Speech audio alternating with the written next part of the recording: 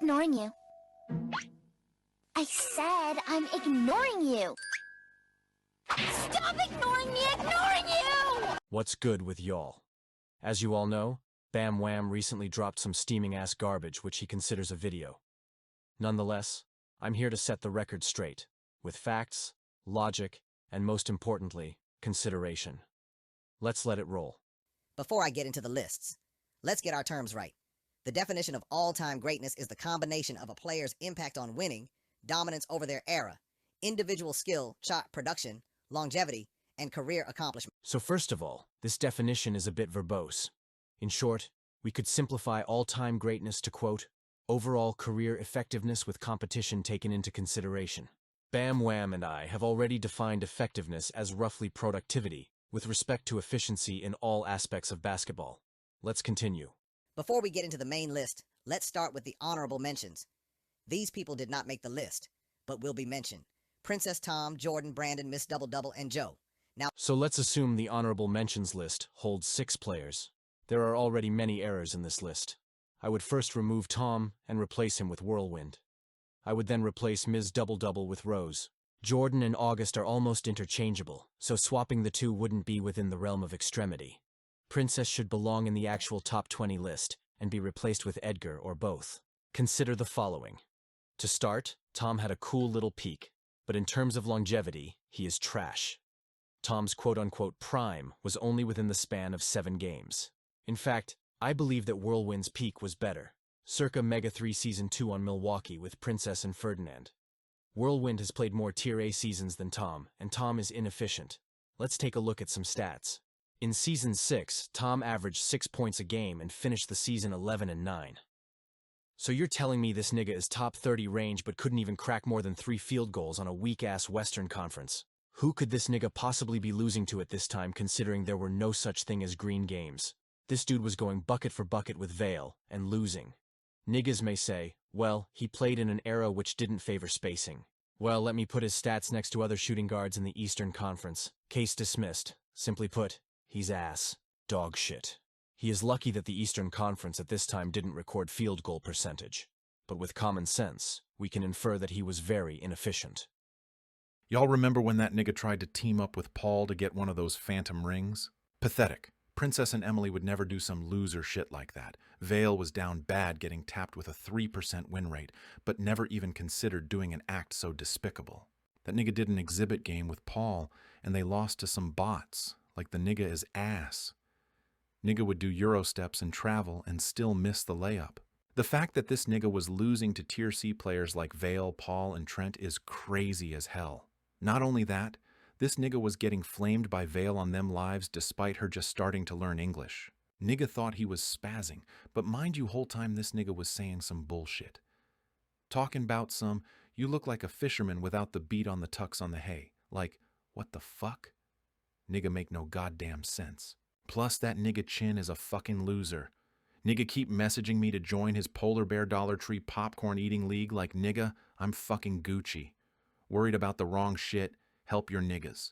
Chin's cousin and Sweat are literally sleeping on a twin-sized deflating air mattress and are 2 months late on rent eating hamburger helper out of those plastic Beyblade arenas with their hands. These niggas have no running water and have to shit in the trash can like goddamn. These niggas don't even care about making money as they're too busy playing It's the System and not taking a shower after. Dirty-ass niggas. It's been 3 weeks and these niggas haven't changed their draws talking about, well, our ancestors didn't wear draws. These niggas are unanimously the dirtiest and most unsanitary people I've ever had the displeasure of laying my fucking eyes upon. God damn, these niggas are disgusting. Chin after trying to get some ass all the way in school. And then I took her back to my apartment. She scoped me. She stole my computer, my phone.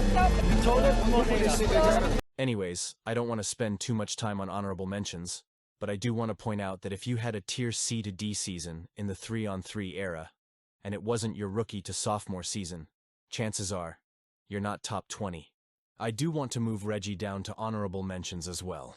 So for our patent-pending unordered HM list, we have Reggie, Rose, Whirlwind, Jordan or August, Edgar, and both. I'm good. Bro, you okay? I'm good, bro. You geeking, bro. I'm good. There's no need to be that introspective because these players' percentile is so close to one another. And after all, it's just honorable mentions, so there's no need to split hairs. Let's look at his list 20 through 10, which is what we actually care about after all. I may integrate August or Jordan into the top 20 list and move KD down here. Matter of fact, it would make more sense to replace KD with Rose or Tom. But we'll see, as I'll later elaborate on KD and Princess. At number 20, I have Reggie. Reggie had a strong career and was one of the standouts of his era. He led his team to the finals in Season 6 and was one of the top players in the league that year. If there had been a Conference Player of the Year award, he would have earned it. I get it. Reggie took his team to the finals and had a Hall of Fame career relative to era. However, we have to account that the methodology of selecting the finals competitors was frivolous. Like niggas were spinning a wheel like it was a game show or some shit. Biggie, for as long as he stood in the West in the 3-on-3 era, was the best player in that conference except for the season Princess won Conference Player of the Year. Reggie should be kicked off of this list. We don't have stats to corroborate his placement here anyways. When he played on Lexington in Mega 3, the season in which he made the finals with Biggie, his play was mundane and unremarkable to say the least. I'm not really counting his works in the modern era as, evidently, he is not in his prime. At number 19, I have Seth. I rank Seth above Reggie because of her major impact on Detroit winning the championship in Season 15. She's a great all-around player and elite defender and played a key role in that title run. I'm keeping this brief since I don't want the video to run too long. At number 18, I have Xavier. Xavier is the most talented shooter of all time. He led his team to the finals in Season 15, won multiple three-point contest titles, earned several all-first-team selections, and consistently performed at a Tier S/A level. I put him above Seth because he has more weighted awards, a bigger impact on the game, and is simply a better overall player. So he has Seth over Xavier. I wouldn't say this is the worst thing considering Xavier's peak is arguably higher. Niggas may say, oh, he has more first teams and blase blase. But the reality is that it's exponentially easier to make first team as a 2 than as a 3. If you're a 2, you're competing with Western Conference shooting guards, as there are virtually no shooting guards in the Eastern Conference after both Kobe and Isaiah retired, and the new shooting guards playing outside of their position. A quick example being Juan, and now Christmas, as she was listed as a shooting guard in her rookie season. This is not to say that in terms of individuality that the West is by extension ass, but it does demonstrate the limited and niche domain of players that Xavier had to compete with. If we are looking through a lens of greatness, Seth is just the greater player. She has more rings, finals MVPs, and is more versatile than Zave. Niggas may say, well, Seth had a way better team Season 15, and it was one game, and Zave had a better playoff run as he's in the East. Let's look at the facts. Comparing their lineups, both of teams' skill levels are very similar. In terms of support, Xavier had one of the best centers in the league, being Ron. Ron was second in blocks, made an all-defensive team, and was an all-star. Niggas may say, well, Chris is dog shit. But keep in mind, prior to the finals, Chris, in his 2 games against Detroit during the regular season, averaged 22 points a game on 65% shooting. Both of them had 2 all-stars, Seth and Lloyd Lyons. So why are niggas making his teammates scapegoats? I'm putting Xavier below Seth. Stay tuned, as Collard Greens will do a possession-by-possession film study of Xavier in the finals. Yeah. So you have Sarah on you. You could rather A, drive, which will cause Lloyd to dive, and as a consequence, give Taurus a wide-open dunk, or B, give it to Ron as Brandon begins to approach you. Let's see what he does.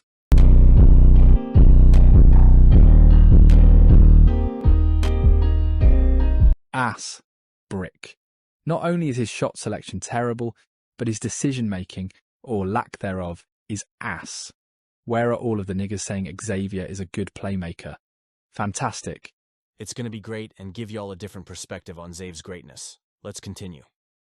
At number 17, I have Christmas. Yes, Christmas is already at 17 even though her prime just began. Since Season 17, she has dominated the league and became the first undisputed MVP as a point guard, and the first undisputed MVP overall since Kun and T-Mac.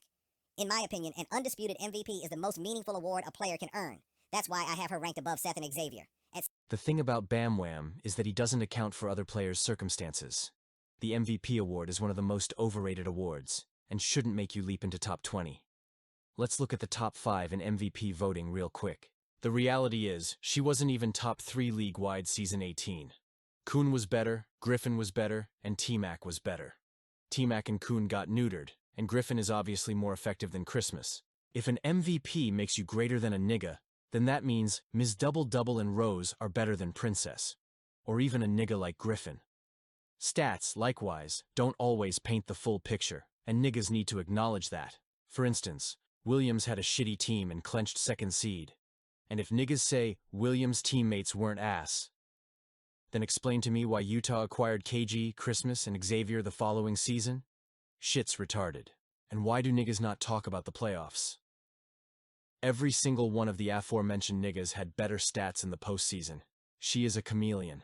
She went from hooping to playing like complete ass when it came time to perform. Niggas will be quick to say, oh, it was her first time and she was playing arguably the best defender at the time, Henry. Even though the same niggas will get on Emily's ass for playing bad against arguably the best defensive team ever, being season 13 SAC in the finals.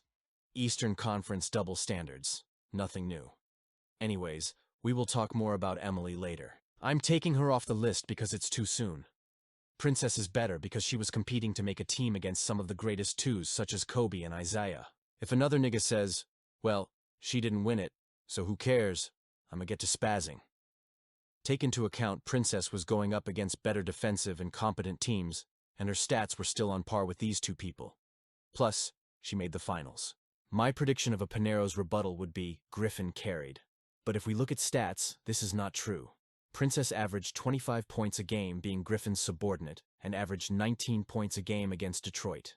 It takes two to dance the tango, so for niggas to spew this nonsense like no one else has help is ridiculous. I want to make an in-depth video, but I believe Christmas could surpass Princess this season. Nonetheless, let's continue. But for real, at 16, I got KD. Was the best pure scorer of his era, winning 2 MVPs and 2 rings. And I hate when people say there was no finals, like that somehow invalidates him. They gave him those rings for a reason. If a finals existed in that era, KD is the...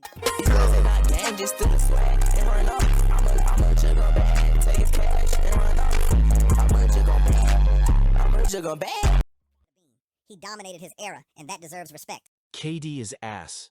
He is not the best pure scorer. What the fuck does that even mean? That's a Mickey Mouse term for a Mickey Mouse player. Shaq, Biggie, and Barry were better. If we assume it means scoring at all 3 levels, then Rose and Isaiah are better.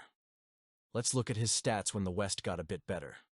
On Sacramento, he averaged about 6 points a game, and on a field goal that only God knows.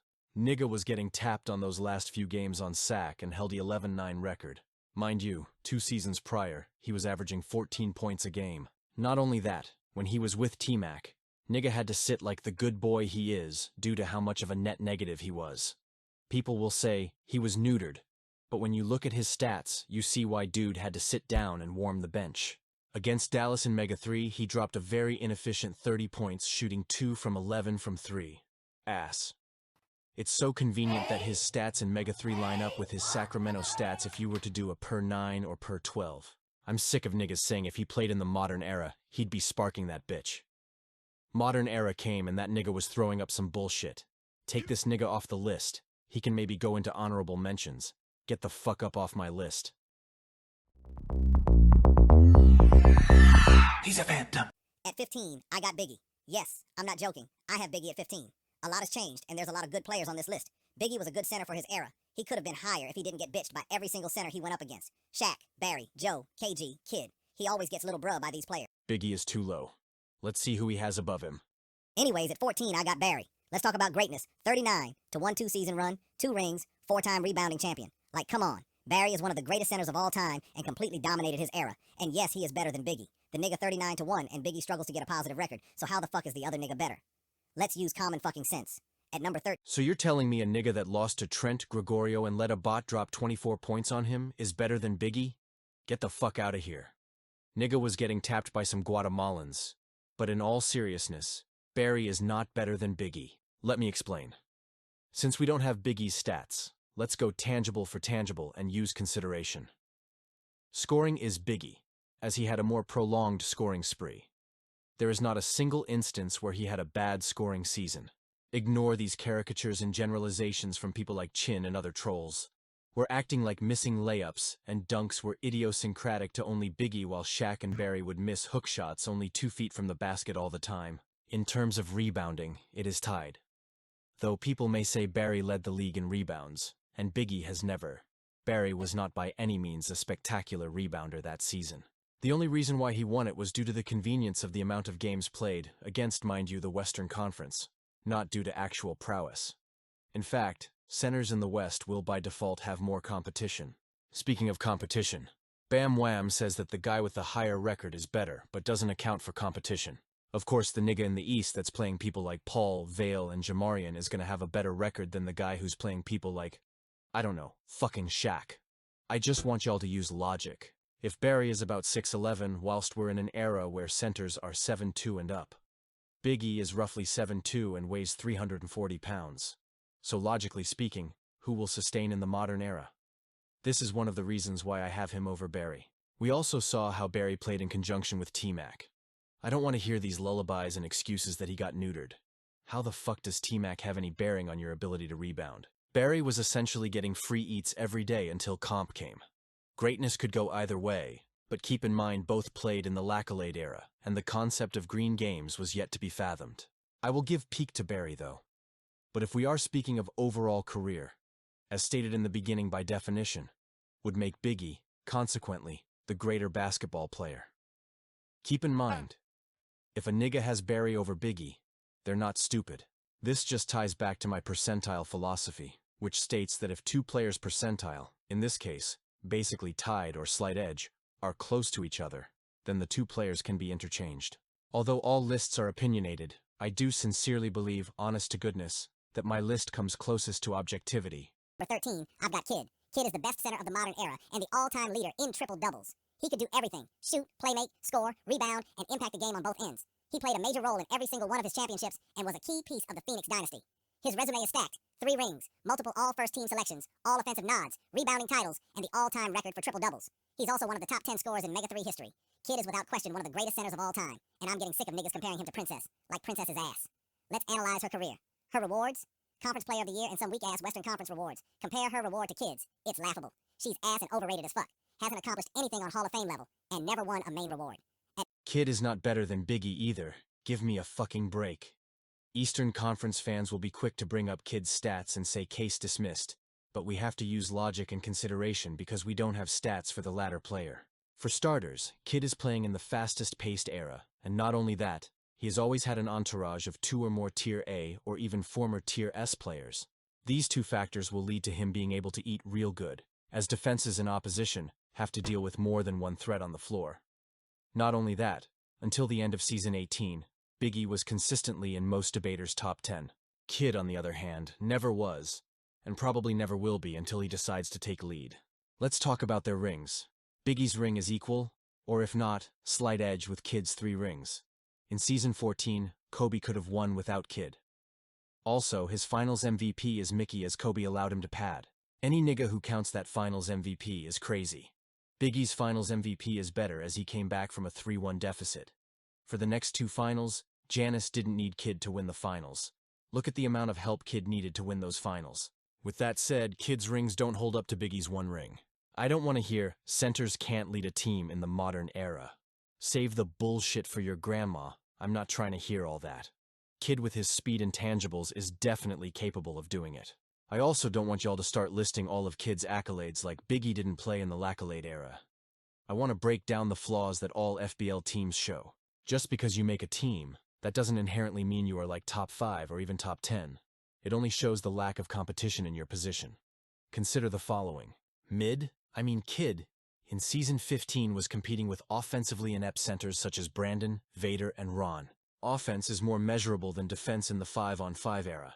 Hence, any center who prioritizes such in conjunction with good teammates will always have the leverage when deciding accolades due to how convenient it is to look at numbers. I'd argue that after shooting guard, the second least insignificant team is center, as it's been tanking since Season 13. Kid never had a peak like Princess as well.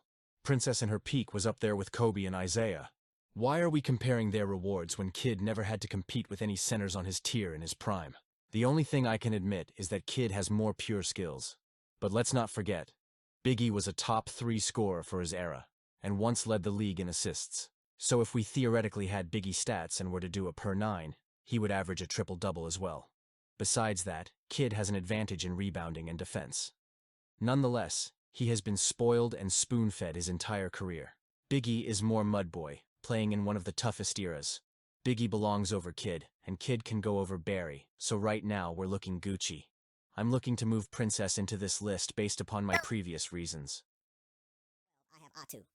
Atu is one of the greatest power forwards of all time. He racked up multiple all-first-team selections, all defensive honors, and consistently performed at a Tier S level.